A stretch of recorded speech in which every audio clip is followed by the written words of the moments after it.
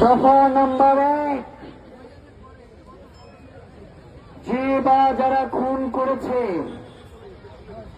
যারা খুনের পরিকল্পনা করেছে, যারা খুনের সহায়তা করেছে, তাদেরকে গ্রেফতার করে আগামী 24 দিনের মধ্যে বিচার নিশ্চিত করতে হবে। দফা নাম্বার 2, বাংলাদেশে যে সকল ভারতীয়রা কাজ করে, বাংলাদেশে যে সকল ভারতীয়রা কাজ করে, বাংলাদেশের স্বাধীনতা সার্বভৌমত্ব টিকিয়ে রাখবার জন্য তাদের ওয়ার্ক পারমিট বাতিল করতে হবে। দফা নাম্বার 3, খুনি হাসিনা এবং যারা বাংলাদেশে 17 বছর গুম খুন করে মানুষের জীবনকে জাহান্নাম বানিয়ে দিল্লিতে আশ্রয় নিয়েছে, তাদেরকে যদি ফেরত দেওয়া না হয়, আন্তর্জাতিক আদালতে ভারতের বিরুদ্ধে নালিশ জানাতে হবে। আমরা কোনোভাবেই যারা বাংলাদেশের শত্রু তাদেরকে ভারতে আশ্রয় দেওয়ার পক্ষে নয়।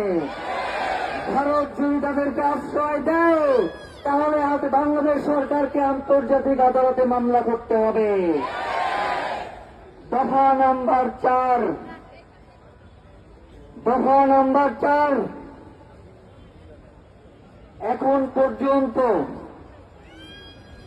বাংলাদেশে যে সকল গোয়েন্দা সংস্থা রয়েছে, বাংলাদেশে যারা আইন শৃঙ্খলার কাজে নিয়োজিত রয়েছে, তারা এক একজন এক এক রকম বক্তব্য দিচ্ছে। কারো বক্তব্যের সাথে কারো বক্তব্য মিল নাই।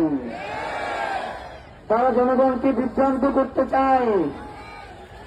তারা জনগণের এই মতামতকে, জনগণের এই জাগরণকে ভয় পায়।